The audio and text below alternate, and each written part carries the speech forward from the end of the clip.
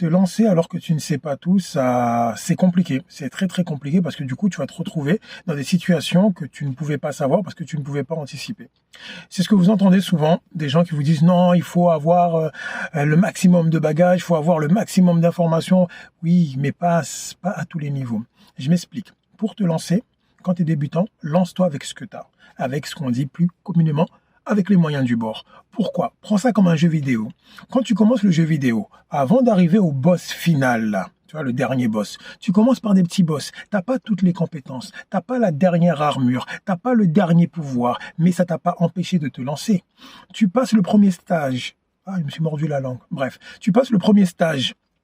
Tu casses le boss, là tu le tues. Tu acquiers une compétence. Deuxième stage, pareil. Troisième, quatrième. Quand tu arrives au 15e stage, le boss final, tu as engrangé suffisamment d'expérience, de compétences, d'armure, tout ce que tu veux. Pareil dans le monde entrepreneurial. Lance-toi avec ce que tu as. Avec ce que tu as, tu vas passer par des étapes. Au fur et à mesure de ces étapes-là, sois, comme dit Jean-Claude Van Damme, là, aware, prêt à apprendre, engranger de la connaissance. Petite anecdote. Je viens d'apprendre la différence entre numéro de sirette et numéro de sirène. Ça fait 4-5 ans, je suis dans le domaine entrepreneurial, on va dire grosso modo, mais ça fait un peu plus.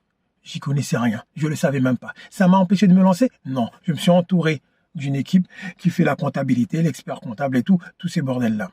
Tout ça pour vous dire quoi? Quand vous voulez vous lancer, lancez-vous. Mais arrivé à un certain niveau, vous devez acquérir de nouvelles compétences. Il y a des gens, ils se disent, ça fait 5 ans que je me suis lancé, ça fait 10 ans, je connais tout sur tout. Tu ne connais pas tout sur tout, mon frère. Donc, sirette, sirène, je viens d'apprendre. D'ailleurs, à votre avis, c'est quoi la différence? Le truc, il est tout naze en fait, mais vraiment tout naze. On va pas faire durer le suspense. C'est juste c'est pour les établissements, l'autre, c'est pour l'entreprise. Maintenant, la question que tu devrais me poser, c'est quoi la différence entre un établissement et une entreprise? On va chercher. Peace.